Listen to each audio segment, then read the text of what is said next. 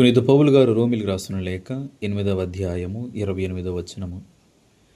దేవుని ప్రేమించు వారికి అనగా ఆయన ఉద్దేశానుసారము పిలువబడిన వారికి అన్నీయును మంచికే సమకూరునట్లు దేవుడు చేయునని మనకు తెలియను. మన జీవితంలో జరిగే ప్రతి సంఘటన వెనక దేవుని యొక్క ప్రణాళిక ఉందని ఈ వాక్యం మనకు గుర్తు చేస్తుంది. మన కళతో చూసినప్పుడు కొన్నిసార్లు కష్టాలు, అపజయాలు, బాధలు అర్థం కాని విధముగా కనిపిస్తాయి.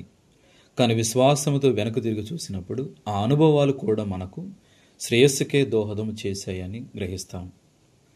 దేవుని ప్రేమించు వారికి అనే పదం మనకు భరోసా ఇస్తుంది.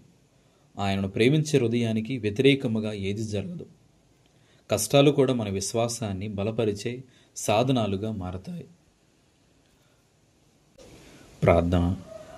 ఓ ప్రభువా, నీవు అనుమతించేది అన్నీయు నా మేలు కోసమేనని విశ్వసించే హృదయం నాలో కలగచేయము.